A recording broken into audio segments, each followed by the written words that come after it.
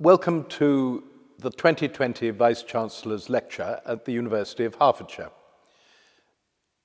The Vice-Chancellor's lecture has for some years now been one of the highlights of our university year. And one of the reasons why it's been such a success is the courage of the Vice-Chancellor himself in taking on some of the big questions. It's not always what people who administer universities do. But of course, if the purpose of a university is to encourage people to seek knowledge and to debate and to think about the great questions of the day, we're very fortunate in having a Vice-Chancellor who takes the lead in doing just that. This year, sadly, of course, because of this wretched virus, we find ourselves listening to our lecturer virtually. But he has chosen a subject which I think confirms my suspicion that this year was going to be as much of a treat as last year's and the years before.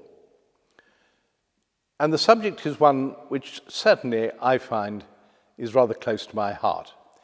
I think it may prove in retrospect to historians to have been one of the great questions for us to face in the 21st century. Because after all, it is a cliché, perhaps, to assert that we live in thoroughly changing times, self-evidently true. But changing times, of course, lead to all sorts of questions and disruptions in society.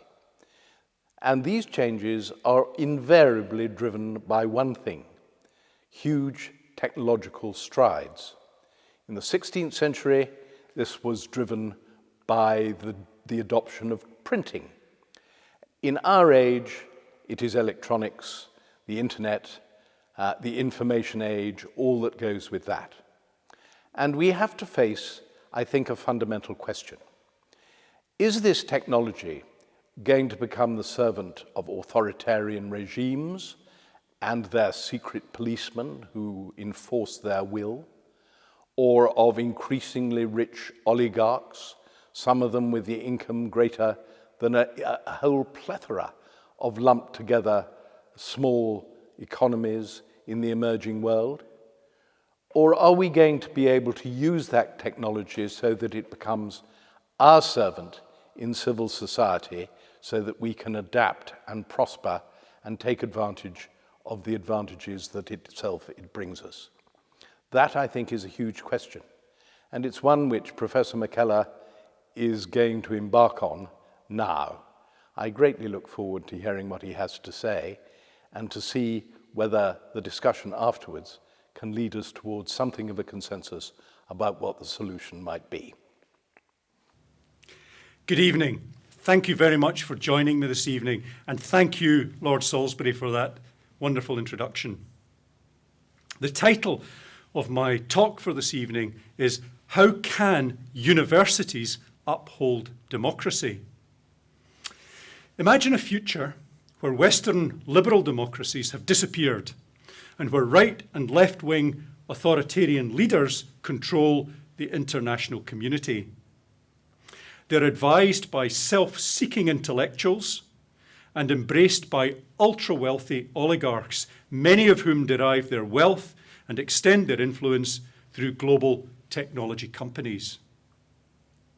Jobs for the poorest have become more precarious, and a large proportion of society live a hand-to-mouth existence in a gig-based economy.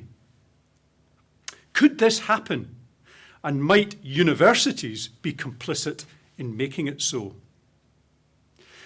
Two books published this year predict radical movement in society towards less democratic and more authoritarian political systems. Each attributes substantial responsibility for these changes on academia and intellectual elites. I shall explore the symptoms which each author identifies and consider the different but equally plausible diagnosis which each makes. I will also address the role of the academy and whether and how we should respond to these changes.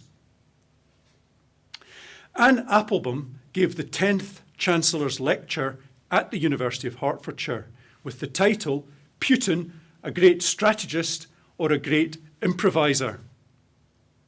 Applebaum is a centre-right political commentator and is married to Radoslaw Sikorski, a former Minister of Foreign Affairs in Poland, where she and her family live.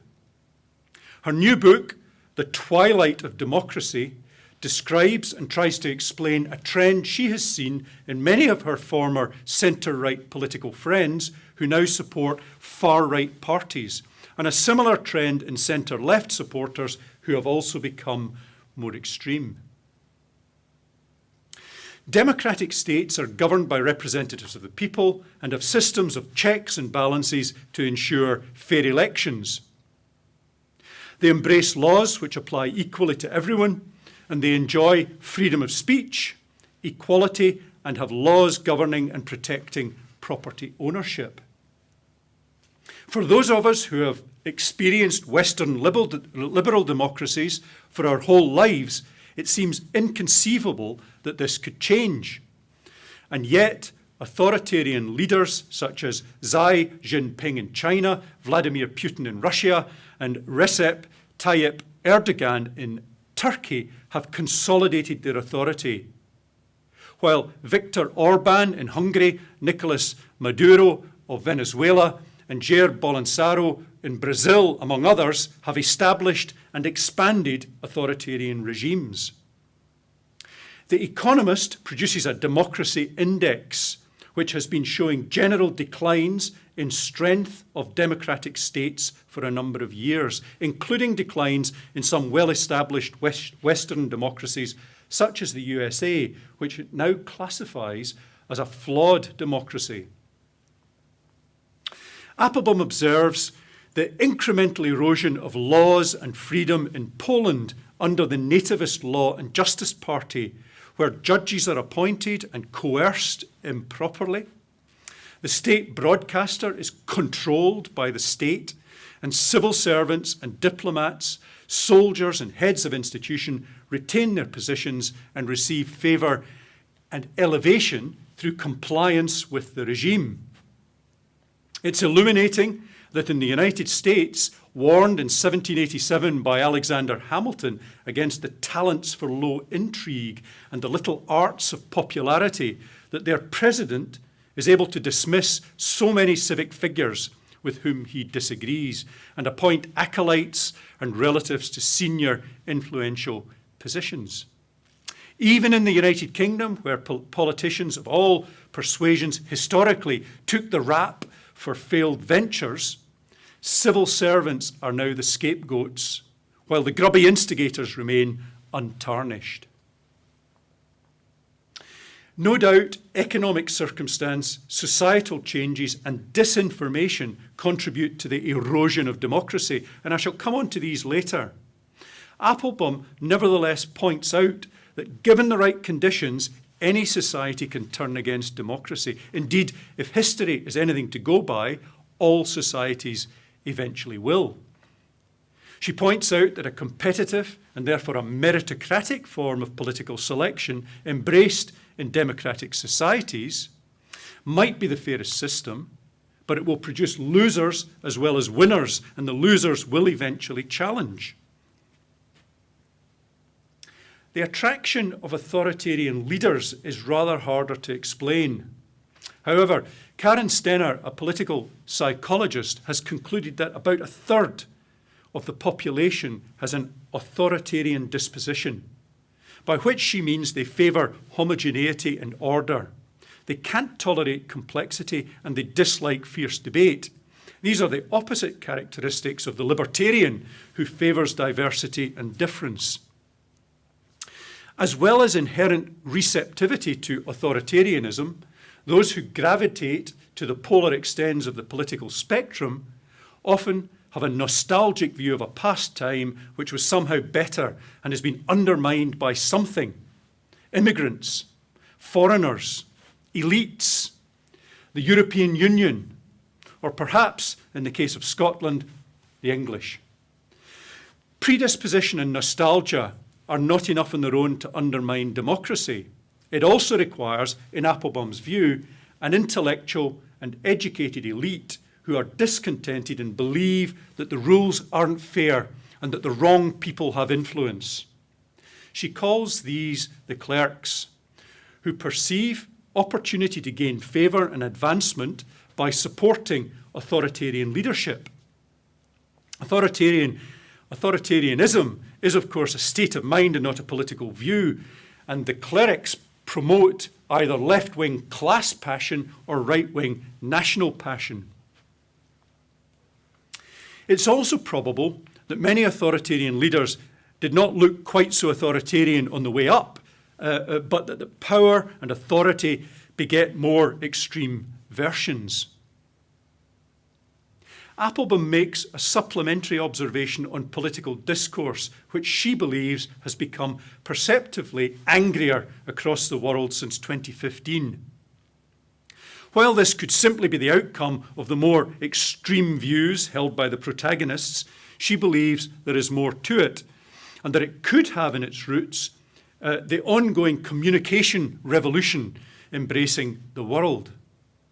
She points out that the religious revolution, which unfolded as the Protestant Reformation, was underpinned by ready access to the Bible as a consequence of the invention of the printing press. Relatively novel communication systems were also exploited by Hitler or Goebbels, Stalin and Roosevelt, who all utilised the relatively new medium of radio to support their political agendas with dramatic effect. And we know that the BBC indulged in propaganda during the Second World War. But since then, it has become a leader in broadcasting etiquette and is held in high regard for its independence and its objectivity. It remains to be seen if ethical codes and agreed etiquette can be developed for social media to develop a similar set of behaviours and trust. The current communication revolution, characterised through social media, carries features which could account for the cantankerous and the contentious nature of political debate. Its immediacy, its potential anonymity, its frequent inaccuracy, habituality and susceptibility to targeted manipulation give it great potential for those wishing to attract or support or wishing to undermine an opponent. Furthermore, algorithms are used to drag people from legitimate sites, for instance, sites talking about immigration, to sites supporting extreme views such as xenophobia. The dark side of modern communication is not only being exploited in political debate, but also in culture wars, where protagonists of one view believe that their antagonists should not even have the right to express their views. The calling out and shutting down of opponents comprise a frightening challenge to one of the tenets of democracy, free speech. The second book, The Coming of Neo-Feudalism by Joel Kotkin, takes a more societal rather than an overtly political view of the world. But it identifies many similar trends and potential outcomes to Applebaum. Kotkin sees a future where wealth and power distribution might resemble that of the Middle Ages, with a hierarchy of oligarchic nobles, primarily comprising the ultra-rich technology entrepreneurs. Like Applebaum, she believes that they will be supported by an influential cognitive elite for whom he uses the Samuel Taylor Coleridge's term, the clerisy. The clerisy include academic, cultural creators, and as they did in the Middle Ages, the priesthood of religious institutions. Like Applebaum, he notes the consolidation of authoritarian leadership, even within countries with current and historical democratic credentials. He points out that many of the electorate in the USA longed for the authoritarian style of Donald Trump, based on a nostalgic image of past glories and national exceptionalism.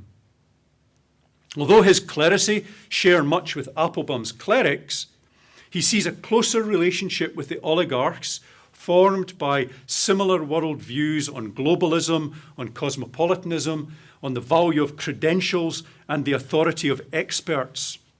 The clerisy also live in the same neighbourhoods and send their children to the same schools and universities. His observations on the communication revolution are perhaps even more sinister, since it is the technological oligarchs who own it and are relentlessly exploiting it. They own the news through Facebook and Google. They own printed and electronic books through Amazon, music through YouTube, and film through Netflix, among others. Control of global communication gives a small number of people the opportunity to exploit personal data and an unprecedented opportunity for cultural influence. Indeed, he compares the tech leaders to the Catholic Church of the Middle Ages, with unimaginably greater technical reach. He believes that the digital world has made young people less assertive, more risk-averse, lacking soft skills, literary skills, and critical thinking abilities. They have a decreased attention span and a weakened capacity for real human interaction. Kotkin attributes some of the extreme righteous views, which have led to no platforming and shutting down of opponents, to the clerisy, who believe themselves to be more enlightened and to embrace the correct worldview. He draws parallel between the doctrines of the modern-day clerisy and the unforgiving nature of traditional religious teachings by the feudalistic priesthood. Kotkin attributes the erosion of liberal capitalism to a remodeling of the economy and a redistribution of wealth. The emergence of modern democracies, and possibly also the ancient Greek and Roman democracies, depended upon an evolving and expanding property-owning middle class. From the 17th century, economic growth began in the Netherlands and Britain and other Western countries through trade, and then as a consequence of the Industrial Revolution and evolving agriculture. In the Netherlands, land reclamation produced a substantial number of landowners, growing prosperity, expanding middle class, and an upwardly mobile working class characterized Western democracies of the last century. Since the 1970s, this has changed. The median lifetime incomes over an assumed 30-year working life of American men in all occupations who entered the labour market in 1983 were up to 1/5 lower than those of cohorts who began work in 1967. What's more, the top 0.1% of the wealthiest people increased their share of global wealth from 7% in 1978 to 22% by 2012. Kotkin estimates that by 2030, the top 1% of the wealthiest people will control 2/3 of the world's wealth, and that they will hand it on by generation, much as the nobles did in the Middle Ages. The lure of upward mobility promised by capitalism has stalled in high and low-income countries. The clerisy apart, the current middle classes comprise professionals, small business owners and entrepreneurs akin to the yeomanry of feudal society. But it's becoming more difficult to get into this class. Home ownership, a defining capitalist characteristic of this group, is more difficult to achieve. 1/3 of millennials in the UK own a home, and it takes them an average of 19 years to save for a deposit. This compares with 2/3 of baby boomers at the same age who could save for a deposit in 3 years. This trend to long-term rentership is happening in many, if not most, Western liberal democracies, and also in China, where inflating house prices are slowing the extraordinary recent growth in home ownership. The prospects for the poorest in society are not bright. While they are not indentured to a feudalistic estate, they may well be bound by the shackles of poverty to a highly precarious existence. Kotkin attributes this in part to the nature of work, and particularly the jobs which have emerged from the technology revolution, Uber-type taxis, the Amazon delivery drivers, where the workforce is ununionized, workers have little security, often receive no holiday sickness or pension benefits, and receive relatively low wages. Indeed, their existence is so uncertain that a new word combining precarious and proletariat has emerged to describe them, the precariat. These workers may have to take on several jobs or gigs on a freelance or short-term basis and have given rise to the gig economy. Kotkin does not present a much happier picture for the state-directed capitalism which has emerged in China.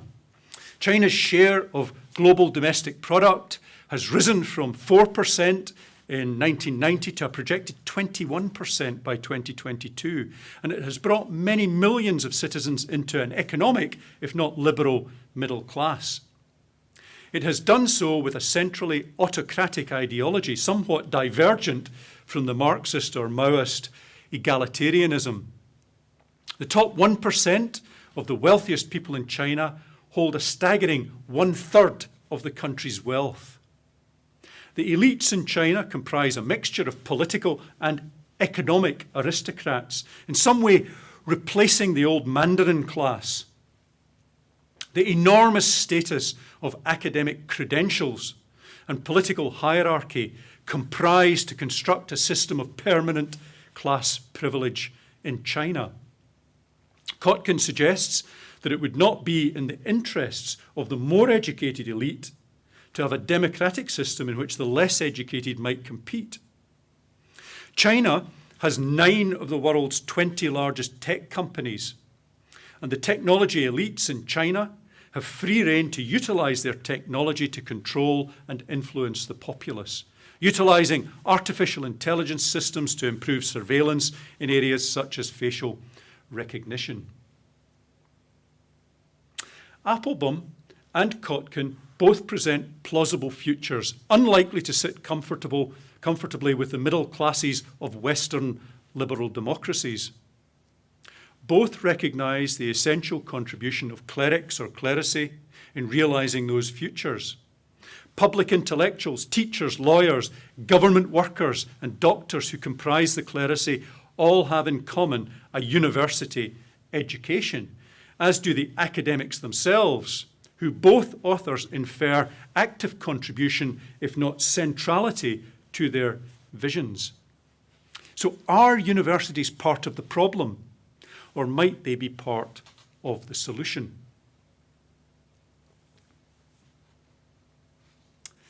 Before considering universities, it's worth challenging some of the data and the assumptions being made by the authors. Applebaum's assertion that history predicts the ultimate failure of democracies is no doubt based on the experiences of the ancient Greeks and Roman versions. It is, though, true that modern established democracies have outlived most of the alternatives, and that both fascist and communist regimes in most European countries which have experienced them have come and gone while their neighbouring democracies have persisted. The view that social mobility has gone backwards since the 1970s may be true for some Western democracies, but it's also true that many of the world's poorest have seen a rise in their wealth. In 1990, 36%, that's 1.9 billion people, 36% of the world's population were in extreme poverty, living on less than $1.90 a day. That had fallen to 10%, that's 734 million people by 2015. And although this is likely to reverse as a consequence of the COVID-induced recessions, that is the first time since 1998 that we'll see a reversal happening. Furthermore, the urban middle class in China has, as assessed by household earnings, will have risen from 4% in 2000 to 75% in 2022. And high and upper middle class households in India have risen from 8% in 2005 to 24% in 2018, and they're projected to rise to 51% by 2030. Although the average score on the world's democratic index, the one that I quoted earlier from The Economist, has decreased there have been some notable individual country improvements, including Pakistan, Kenya, Bangladesh, and the Ukraine. Of the 165 countries classified, 53 are considered authoritarian, but 75 are still democratic or offer a flawed democracy, and the rest are some hybrid of the two. Kotkin compares the power of technology companies to that of the medieval Catholic Church. And while it's true that technology companies may have a greater reach, it's also true that people experience, and indeed the companies themselves often deliver, competing messages and ideologies. The peasant in the Middle Ages couldn't travel, couldn't read, and was only exposed to the single Catholic imagery. What, though, about the role of the academia? If we are fundamental to the clerisy in either dystopian visions of the future, then we clearly have a role. And it would be good if it were for better than for worse. The simple growth of higher education across the world, from 214 million to a projected 594 million students, should have a positive impact both on upward mobility and on open-minded critical thinking. The stall in upward mobility and productivity in countries such as the UK, despite a large increase, up to 50% in the UK, of 18 to 23-year-olds attending university, indicates that the relationship is not straightforward, and it could take time for the increased graduate numbers to directly impact productivity. Nevertheless, there is a clear positive relationship globally between countries with high graduate numbers and prosperity. The debate on open-minded critical thinking has been clouded by press-inflated concerns over freedom of speech and no platforming. While there is clearly an issue driven by a victim and virtue culture, by groups believing that the views of others are so heinous that they should not be allowed airspace, generally these have been from a minority of student groups and reflect the self-righteousness of young people without the experience or resilience acquired through debate and reflection. The academy itself is criticised in two conflicting ways. Firstly, by reducing education to credentialism, often embracing a skills and knowledge focus with the sole intent of getting a job and gaining a salary. This approach may, of course, support productivity and social mobility, but it could threaten a liberated approach to thinking.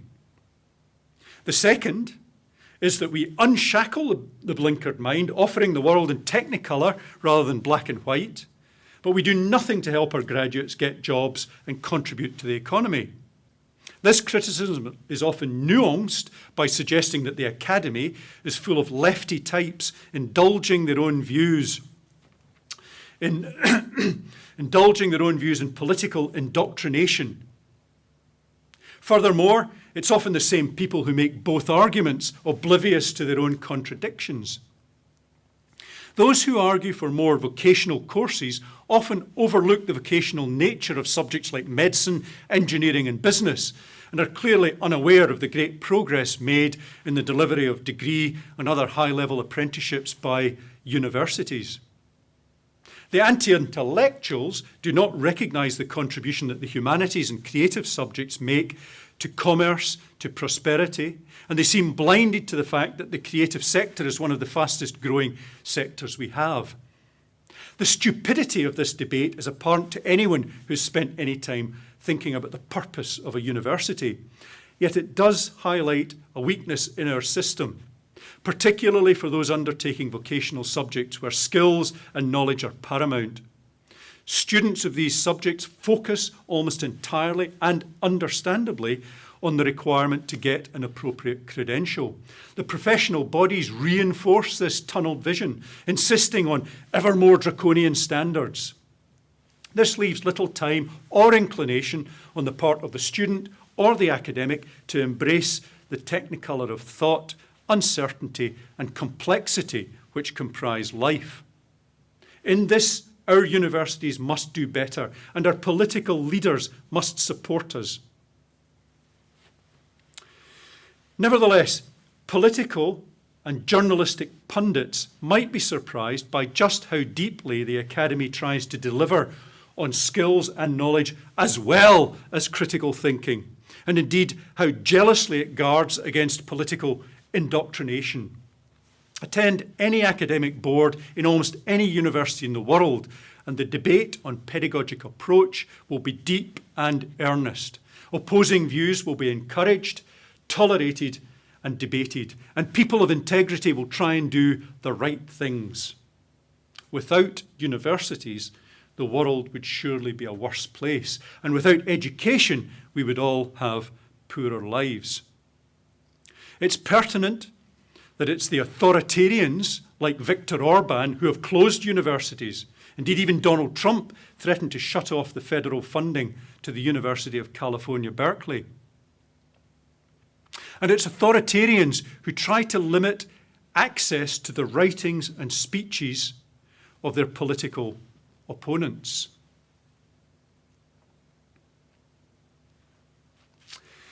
This begs the question for university leaders.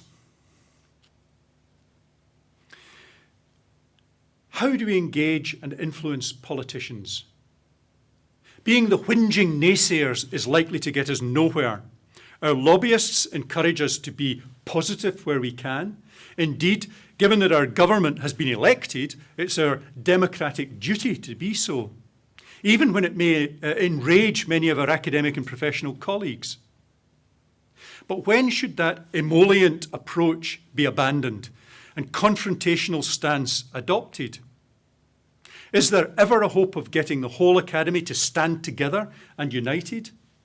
There's no easy answer to the first question, but when the existence of our universities or the freedoms that they enjoy are challenged, they must be defended. And this must also apply to our democracies. The supplementary question about the academy showing unity is categorically no, and thank goodness for it. If we were ever entirely aligned, we would have lost the technicolor which makes us all different, and which would have succumbed to the non-critical sameness antithetical to our purpose. While Kotkin suggests that the elite in China may be shy to introduce democracy since that would give others the opportunity to compete for their privilege, in our own democracy, it's largely the elite who rail against university expansion, perhaps for the same reason. I have yet to hear the mother of a poor child argue that her child should be denied the opportunity of university and the possibility of social and economic advancement.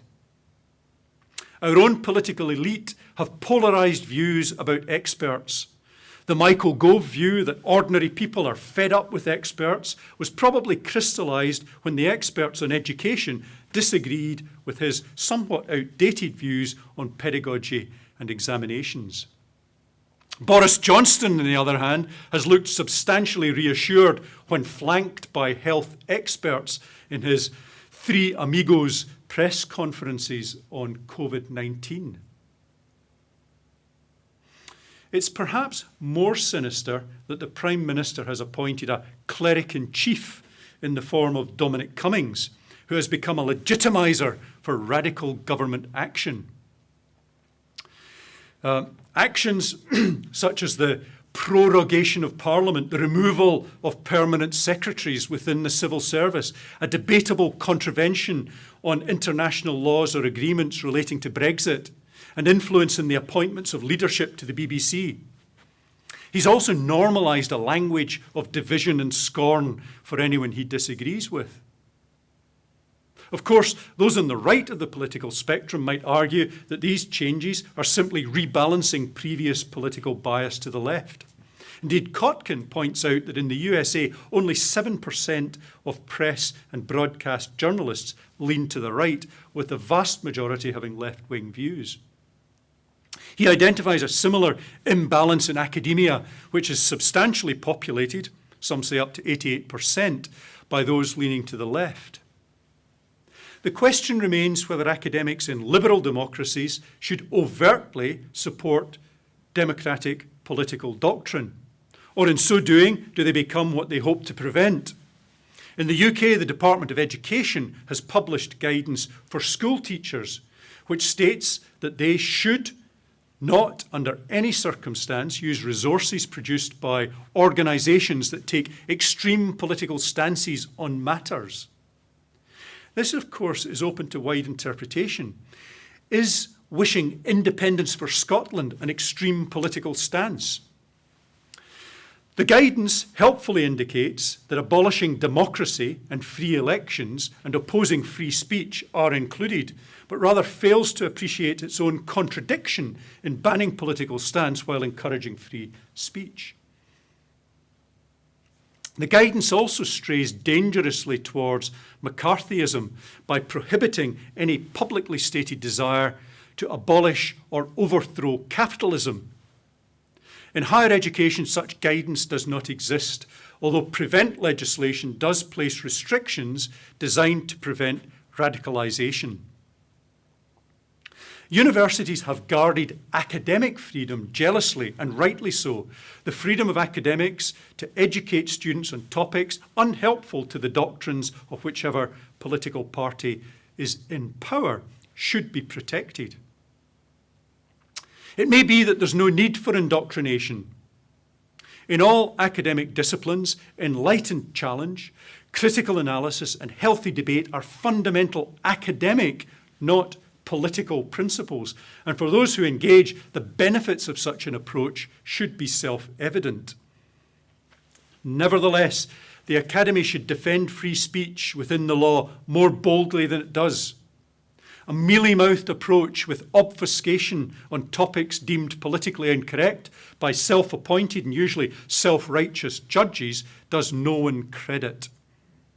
Where the discontented clerics do make the case for demagogues or craft persuasive arguments which undermine the law or constitution, the broader academic must speak out, challenge and defend our way of life, which despite its many imperfections brings freedom beyond the dreams of those living in autocratic states.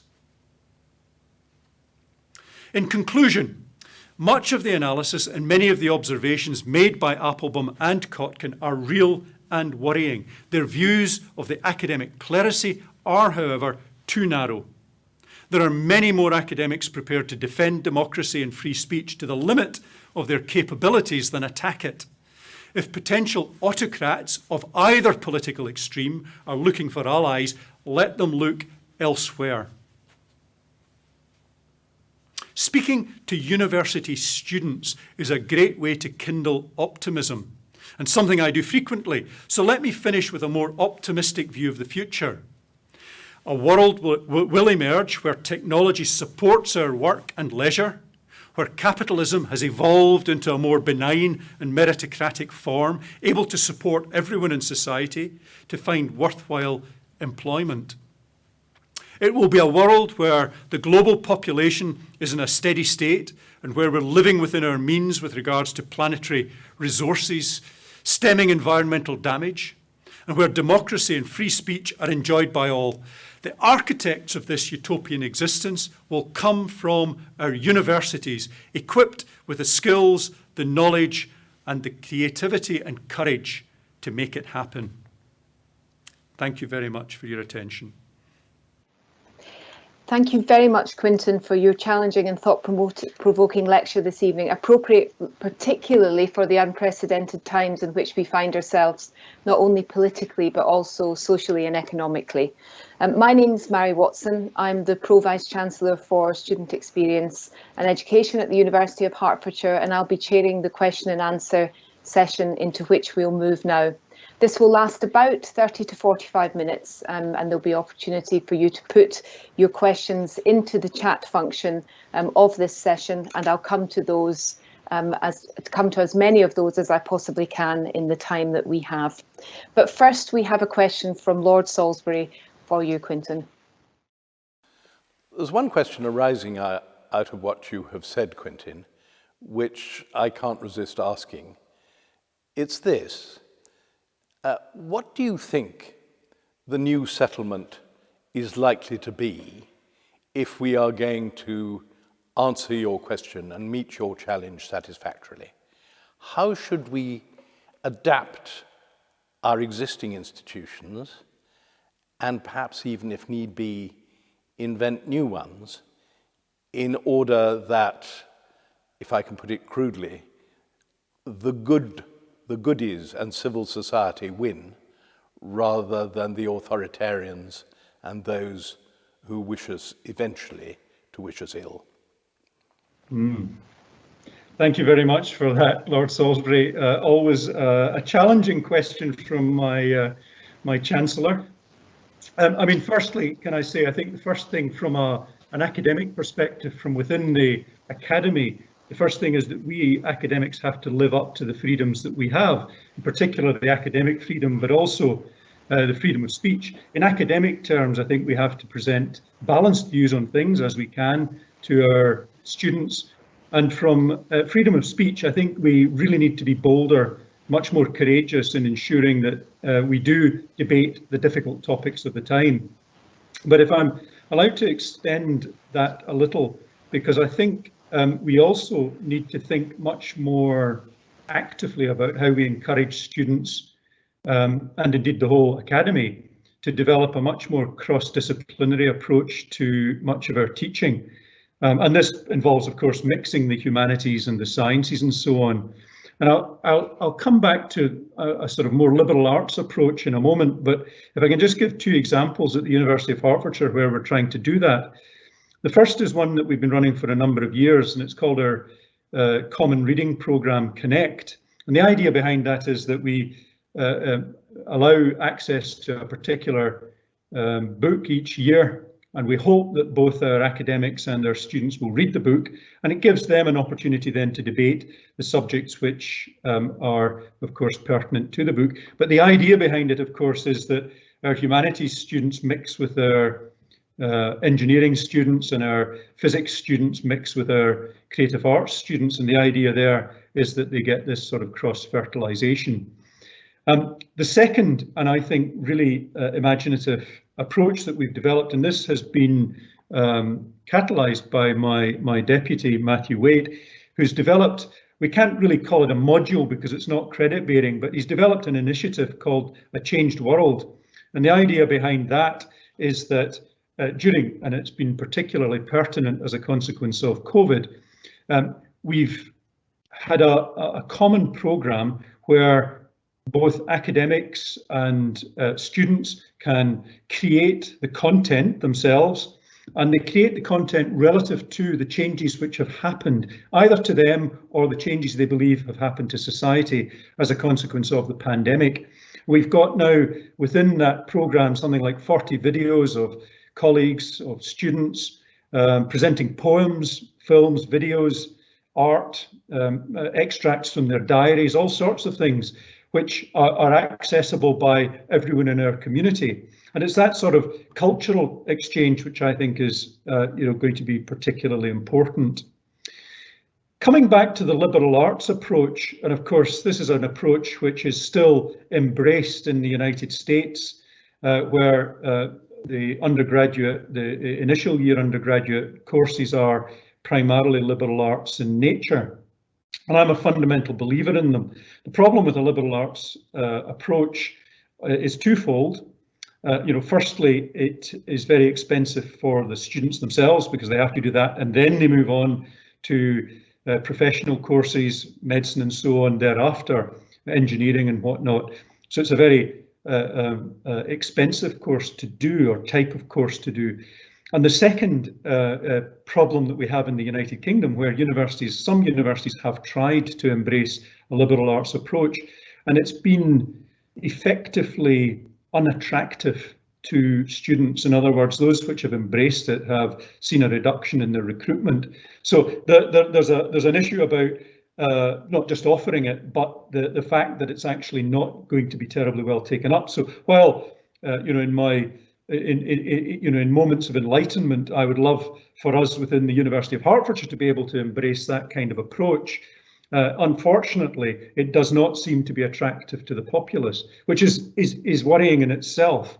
But I touched on it during the during the actual lecture that many of our professionally based students focus absolutely on getting the credential, and you can't blame them for that.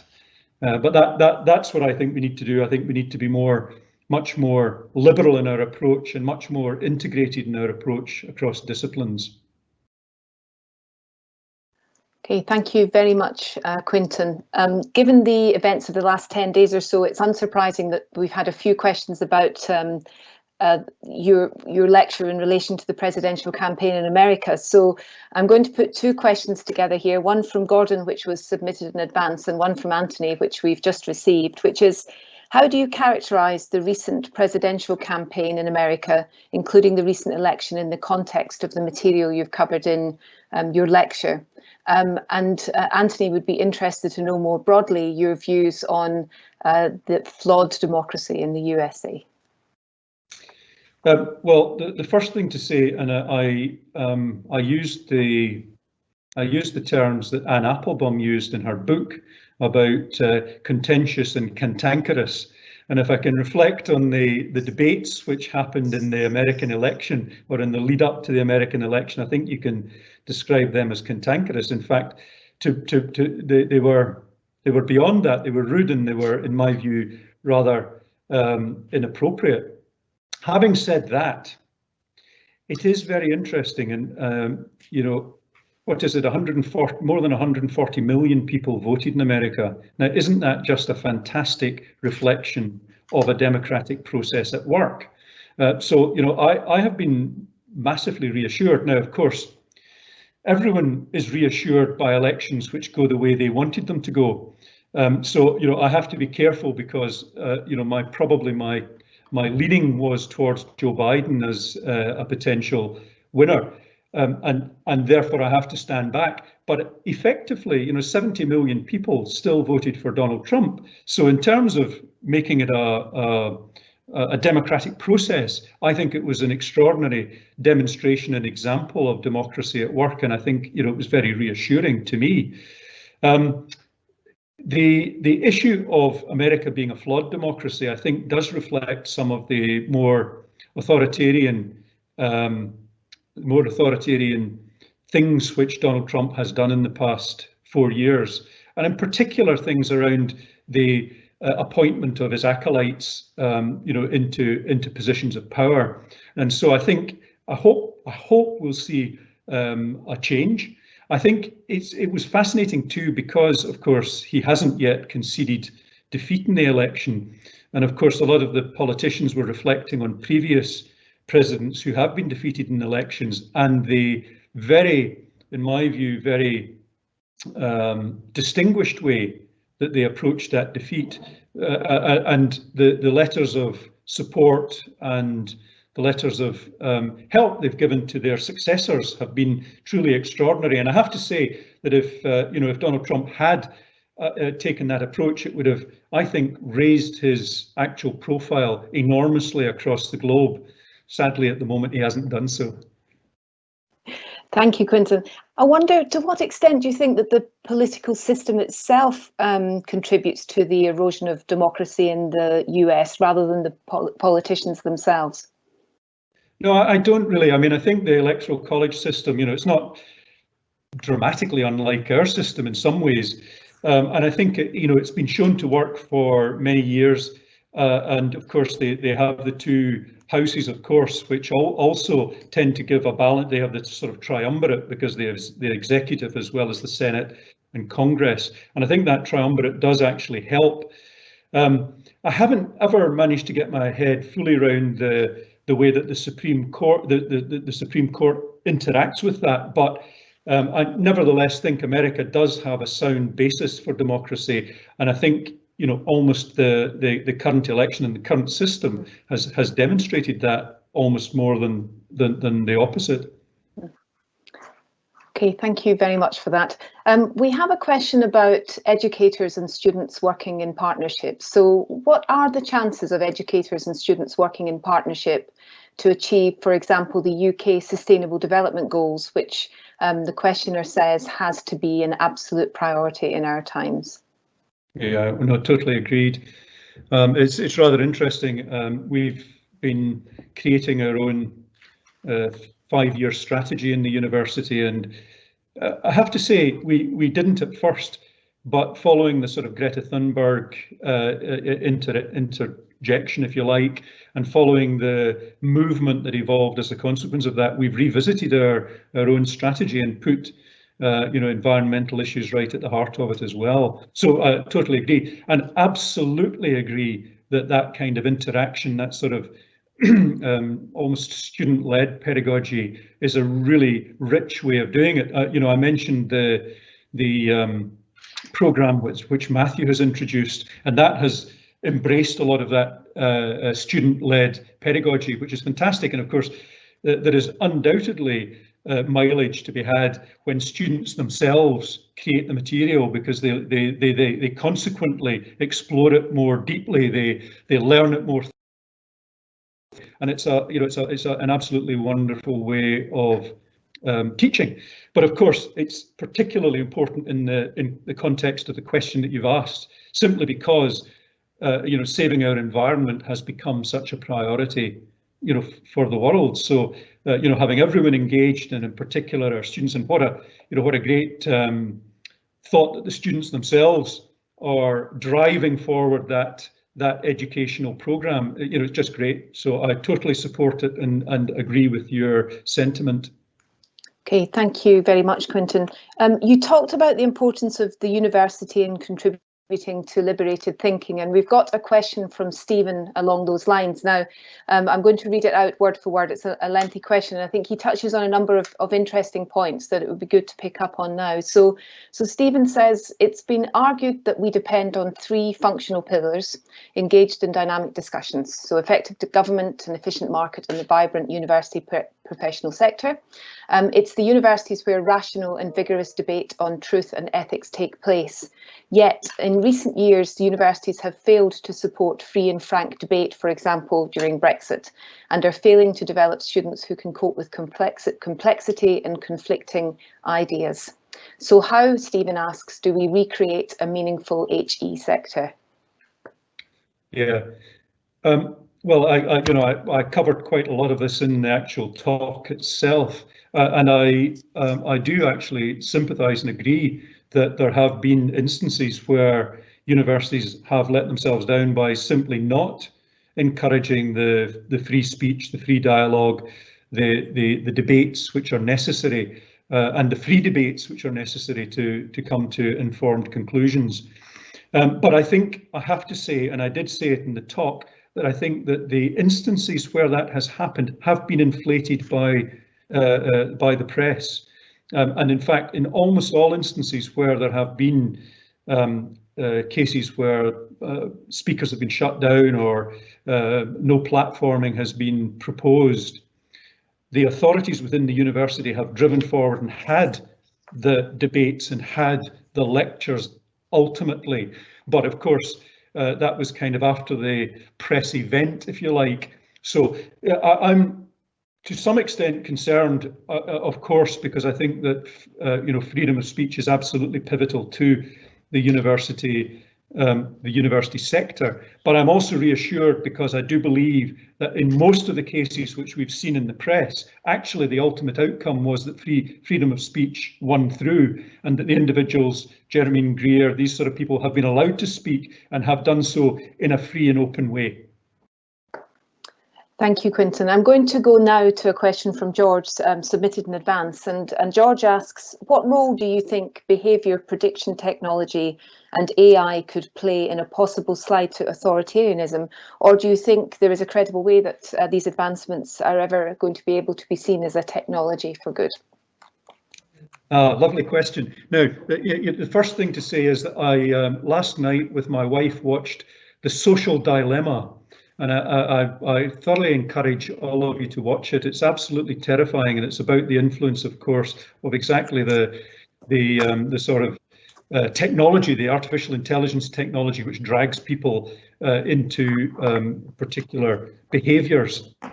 And I think the question suggested that you could undermine authoritarian regimes utilising this, and of course you could. But of course, so too can authoritarian regimes support their authoritarianism through this. And I mean, we believe, I mean, who knows the exact truth, but we believe that that is happening in Russia. We believe that the Russian system is undermining our values and beliefs, by utilizing this sort of technology. So it is an interesting dilemma, and I would thoroughly recommend the film. And if you watch the film, if any of you have children, you will undoubtedly wish to withdraw access to their mobile phones and to other electronic devices. Good luck with that, by the way. Thank you, Quintin. We've got an anonymous question here in the chat that asks, surely we cannot afford to view success and progress in terms of GDP and continuous economic growth any longer, but rather could academia drive change by influencing and role modelling a focused on general well-being, GWB, rather than GDP, gross domestic product? Well, I think that's a lovely question, and it's one that I think bears a lot of thought, because I think, the two, you can't separate the two entirely. I mean, we need prosperity in order to have the things that we'd like and the things that allow us to be happy. But then prosperity alone doesn't bring happiness. So, I mean, your question is a very good one, and it's how we balance that. And people often use France as an example of a country where, to some extent, they've managed to balance better, perhaps, than we have, that sort of wellness, good life, together with a balanced economy. But I do believe, I'm afraid I do believe that we do require to have a strong economy in order to develop prosperity. And you see that, it's fine to think, for me as a middle class person, I live in a comfortable house and have nice things, what I need. But there are many, many people in the United Kingdom at the moment living in a much less wealthy environment than me, precarious environments. I talked about it in the talk, but of course, people from deprived areas and so on. And actually, we need a strong economy to bring them up out of deprivation and out of poverty. So I don't think you can entirely distinguish between the two. I think they go hand in hand, but I totally support the idea of a wellness idea, which we can encourage within universities, and we do encourage within universities. We have wellness activities going on for our own colleagues and our own staff within the university, active staff, active students, and so on across the university. So it's a really good question, and it deserves deep thought, but I don't think you can have one entirely without the other. Okay, thank you very much, Quintin. We have a not unrelated question from Isabel in the chat, and that is, do you think that universities should have a role supporting genuine lifelong learning, including the continuing education of the elite, rather than assuming that its role is in a democratic society is largely confined to young people? Oh, absolutely. I mean, the idea that education is only for 18 to 23-year-olds is just shocking.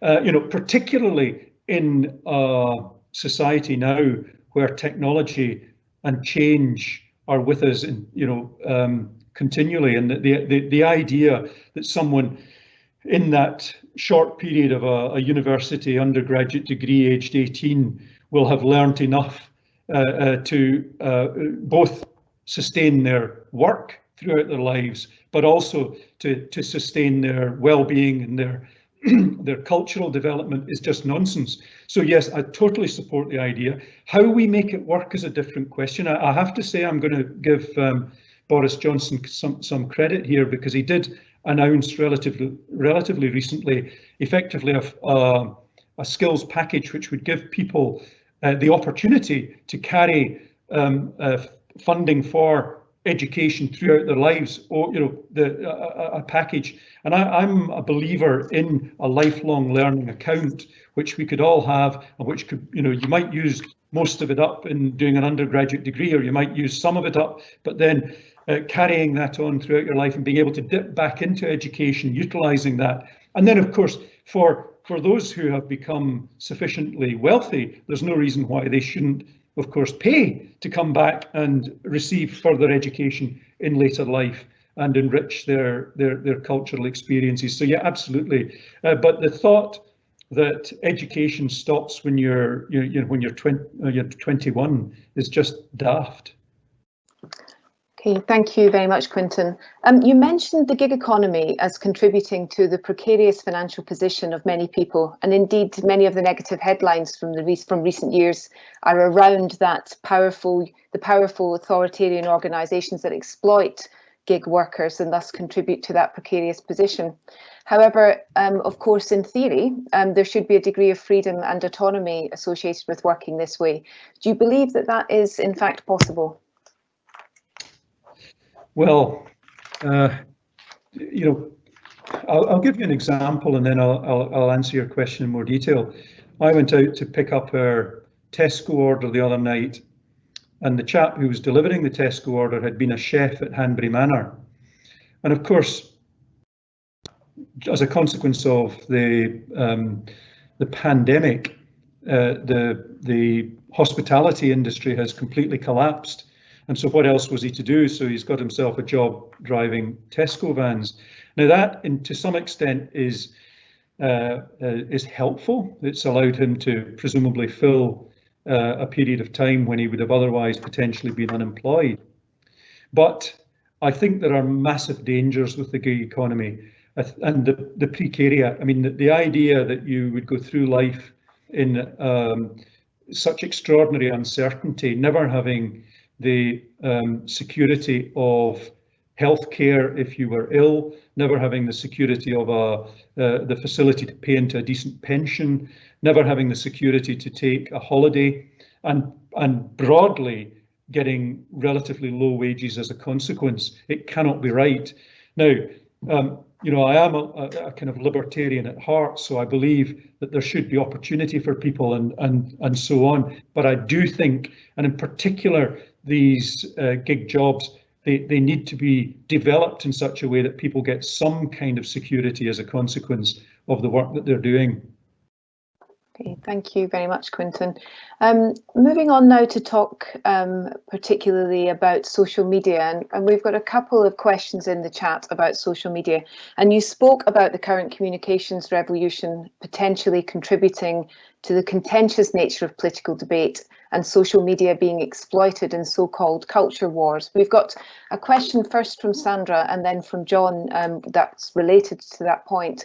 So Sandra says that the world seems to be very angry, whether over COVID or Black Lives Matter, and the division in the US over the election, and in the UK over Brexit and Extinction Rebellion, to cite just a few instances.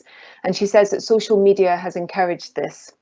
Sandra asks, how do you think this trend can be reversed in future so that people can be calmed down rather than angered?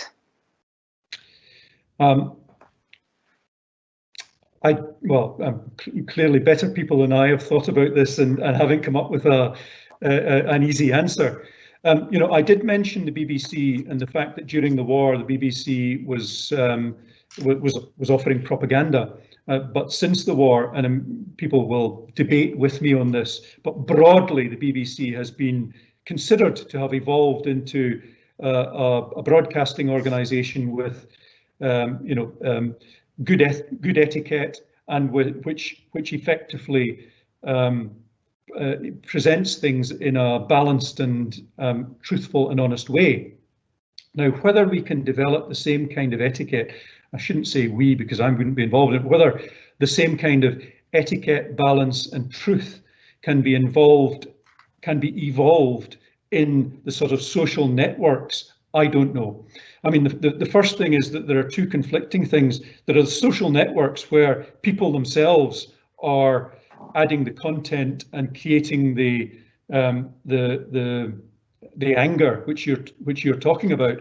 And then there's the other part of it, which is the artificial intelligence, which we've already spoken about, which is effectively fanning the flames. Because if you watch the social dilemma, what you'll see is that people are fed the material they want to hear, and they consequently become more engaged with it and more angry as a consequence. So, you know, I think there are two parts to it. There's a part that we as society have to play, and those who engage with social media have to play, and they have to develop an etiquette which allows them to engage effectively, but not in a cantankerous way on social media. But there's also the part about the artificial intelligence which doesn't flame that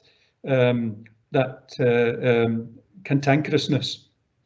So I think you need to ask someone much brighter and much better versed in social media than I, but that would be my thought. Thanks, Quintin. And I guess John's question follows on from that, which is, do you view some restrictions on social media as being necessary to prevent continued divergence in society?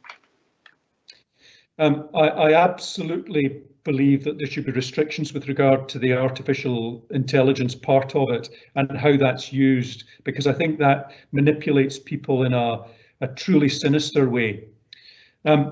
I think that the other part is that we need to develop as society, just as we have developed in the way that we write, so the printed material. I mean, people would very rarely write the sort of stuff in a textbook that you would see occasionally people writing in social media, and I think people would, and of course we've developed conversation, we've developed social interaction in a face-to-face way, and there's no reason why we shouldn't do that in a social media way as well. But it will take time. I mean, society takes time to evolve and to develop these sort of I guess etiquettes and niceties, but I think they are essential, and I hope that the university sector can contribute to that and actually think deeply about how we within our own communities use social media and be exemplars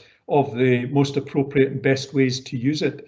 So the answer to your question is I'm more reluctant to say that people shouldn't be allowed to say what they think, because of course that would be an infringement on freedoms of speech. And the only kind of caveat I would have to that is that when it's inciting violence, I think you know there is a sort of line in the sand which we have to draw.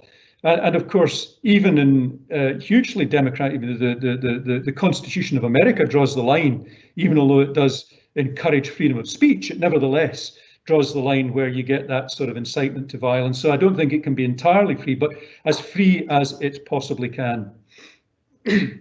Thank you, Quintin. I just want to go back. We've got another question about the American election, and I just wanted to pick up on this particular point from Jonathan, which goes beyond what we discussed earlier in this regard. And Jonathan asks, do you think with Trump's inevitable defeat, well, yet to be completely concluded, I think, but we can see where that's going. Do you think with Trump's inevitable defeat, we will see a move away from authoritarianism towards more civil liberal democracies?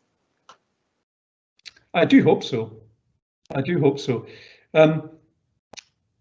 I think to some extent we might even see in the Republican Party in the United States a move away, because I think, you know, if I'm interpreting the press reports that I'm seeing accurately, there are a number of the leaders in the Republican Party who feel that Donald Trump's response to effectively losing the election is inappropriate. And I think they're saying, you know, look, you need to get on board. This is, I mean, they're talking about it being a United States, and that actually both parties now have to come together in a united front in order to, you know, progress, particularly in the face of COVID, but in the face of all sorts of other pressures on democracies everywhere. So I think that is probable. Yeah, I think the answer to your question is I do think probably it will enhance democracies, and it will have a hopefully restraining impact, because of course America has such reach across the world. It will have a restraining impact on other authoritarian systems. Okay, thank you very much, Quintin. And just picking up on that point about authoritarian systems, Alan's asked a question about the partnerships that universities form and the responsibility that we hold in partnering with equally responsible institutions. And Alan wonders, should we be partnering with and thereby giving implicit moral approval to academic institutions from countries whose leaders might be considered to behave reprehensibly? Yeah, a really good question, and a very, very difficult one to answer, because of course you can argue it from one of two perspectives. You can say we shouldn't engage, and because we want to express our displeasure, if you want, at the regimes which are in place. Or you can say we absolutely must engage, because it's as long as we can do so in a spirit which is entirely representative of our own beliefs and morals. So if we can engage in such a way that we continue to support freedoms of speech within a country, we continue to support equalities, we continue to support disadvantage, all that sort of stuff, then I think actually I'm supportive that we do continue to engage with those countries, because often the people we find that we're engaging with, and of course we have partnerships as a university with colleges in Egypt, we have partnerships in Pakistan, we have partnerships in Malaysia, we have partnerships across the globe in China, we have partnerships in many countries where individuals might say that the leadership regimes are not as liberal as perhaps they are in our country, but we insist, of course, in the partnerships that we have, that the education is done in a liberal way, if I can use the term liberal, broadly. So I think it's a difficult question to answer, and I think there are two perspectives to it, but I am definitely supportive of continuing to engage where we possibly can, because we believe that that's one of the best ways of encouraging and enhancing those countries to become less authoritarian. Thank you, Quintin. And we had a number of questions along that theme, so my apologies to those of you that have asked more detailed questions, but I'd like to move on to a different theme now, a question raised by Fabio, which is that, Quintin, you compared the power held by modern tech giants to the likes of the Catholic Church. How do governments hold the tech companies responsible and accountable for the power that they now wield? Yeah, let me just be completely clear. I was comparing it to the Catholic Church in medieval times, not the Catholic Church today. So please, just take that on board. But so the question is about the power that these tech companies have and their incredible potential influence across the globe. And I do think it needs to be carefully managed and constrained. Now, I think it should be done in collaboration with the tech companies. I mean, they clearly are there to make money. They have been making vast amounts of money, but they, to my mind, they could do so in a much more benign and benevolent way, which didn't impact negatively, didn't draw people in the way that I've talked about in terms of behaviours and so on. So I do think there is a genuine need for a really robust debate between the political leaders of those countries where these tech giants are based and the tech giant leaders themselves. And I think many of them are receptive to having, certainly, I think, watching the programme last night, the Social Dilemma programme, many of them seem to be receptive to that approach. And I think they themselves are evolving as well. So, hopefully that will happen. There is a question, I do talk in the, in my talk, I do mention that there are something like 9 of the largest tech companies in China, and whether the authorities in China would be able to have the same conversations, because of course, if they do, their conversations are likely to be much more authoritative, if I can put it like that, and they could make change quickly. Whether because of their particular regime they would want to do that is another debatable question. Thank you very much, Quintin. I think we've got time just for a couple more questions, if you're happy with that. We've got a question from Paul here, which says, you called for universities to promote and permit a diversity of opinions. Do you see any limits to the range of opinions to be permitted, or is any limit wrong in principle? Well, I have mentioned that even the American Constitution has limits, and so do I think should we. But those limits should be primarily dictated by the law, and there are limits dictated by the law. Indeed, we have the prevent legislation. I mentioned too the legislation in schools in the UK, but we have to guard freedom of speech as jealously as we possibly can, because it is a fundamental tenet of democracy, and it's one that I to the limits of possibility I do support and would like to encourage. But I think the point that's being raised by the question is that there are occasions where people overstep the limits and do say things which are simply unacceptable, and we should be aware of that. Okay, thank you very much. I've got so many fantastic questions in the sidebar. It's incredibly difficult to choose just the last couple, Quintin, but I've got two more that I'd like to bring to you. Stephen says, Quintin, you brought up happiness. Is not life about fulfillment, which might bring struggles as well as periods of joy? Oh, absolutely. And I wasn't suggesting that happiness was all about fluffy bunnies. Happiness for me in much of my life has been about struggling, and about achieving as a consequence of struggle. And I'm sure that would be reflected in many people, that actually it's the joy of achievement as a consequence of a particularly hard event or a particular struggle. So I don't please misinterpret what I was suggesting, that it's all about chocolate and deep mattresses. It's not at all. And I do get what the questioner is asking, and I do support what he's saying. Is it a he? Sorry. I think that I can't remember. I think it was an anonymous questioner. I've moved that one on. And actually, I want to finish on the very first question that I was asked in the sidebar, Quintin, and then I'll give the final words to you to close the session. But the very first question that was asked in the sidebar this evening was, is not the imagined scenario that you outlined already a reality?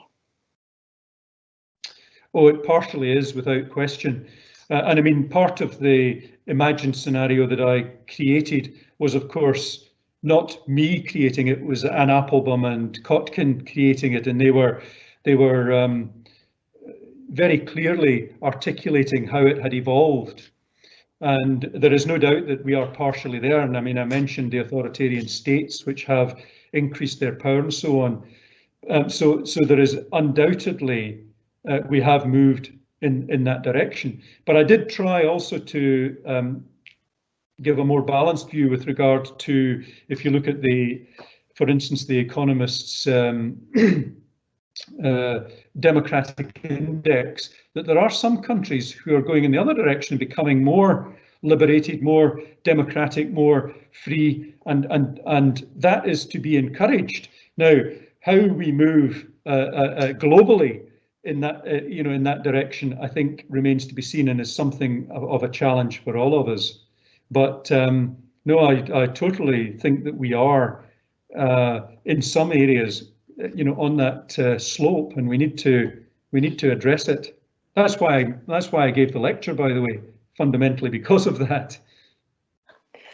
Thank you very much, Quintin. And thank you very much to all of those of you who have asked questions today. I don't know whether it might be possible for us to collate those that we weren't able to get to, and there were about 10 or 15 questions in the sidebar that we weren't able to reach today, that took us into more depth on some of the areas that we've covered, but also into different directions. I also want to pass on, Quintin, the warm thanks that have been shared in the Q&A column this evening for delivering such an interesting and illuminating talk for us all this evening, and to really posing some challenging questions that we will take away with us into the evening and into the coming weeks as we continue to survive and thrive in what seems to be a very, very challenging environment externally. I wondered if you had any final thoughts for us, or any questions you wanted to pose us as an audience to take away. Now, rather than pose you questions, I want to finish with genuine hope and kind of joy, really. I mean, let me give you one modest piece of hope, which is, of course, with regard to a vaccine being available for coronavirus. Isn't that fantastic? And I think we'll get several vaccines. And of course, as a vet, I would encourage you all to take the vaccines. So that's my first message of hope. But my second relates to really the last paragraph of the talk. And of course, there are two, the dystopian view of the world, which was articulated by Applebaum and Kotkin. But of course, there is another option. And we can use technology to our advantage. We can use technology in a way which is positive. Think of all the wonderful things which technology have already done for us. We could not be having this, well, I'm not sure this is wonderful, but anyway, we could not be having this lecture as a virtual lecture had we not had the technology which comes behind Microsoft and all the hardware that we have, which allows it to happen.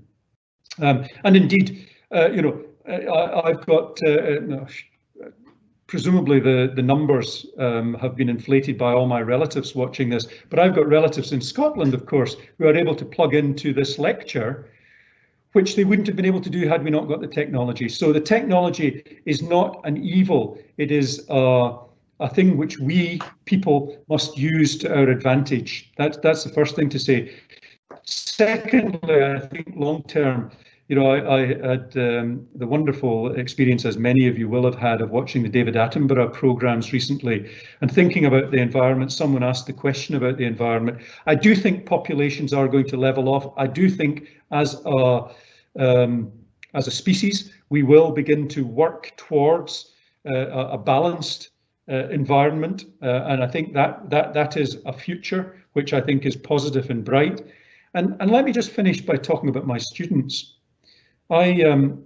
Because we have, of course, this pandemic, and we've been asking our students to try and act responsibly, to wear masks and all that sort of stuff. And we have been allowing them in our learning resource centres, in our libraries, to sit socially distanced, but to do their work in the library. And because of that, I went for a walk around the library perhaps a week ago and spoke to many, many students. And it was the most uplifting experience I've had for a long time. They are all positive, which is extraordinary given that they're the ones who are, without question, being more affected than any of us. They were all engaged. They were working in the library. They were doing academic activities which were brilliant, and they were all cheerful. It was just an uplifting experience. So can I finish with that note, Mary, and say that if I were to put hope in anything, it's in the generations to come and our students at our universities. Thank you very much, everybody, for listening to us. And thank you very much, Quintin, and thank you to everyone who attended this evening and made it such an interesting session. I hope you have a great evening. Thank you.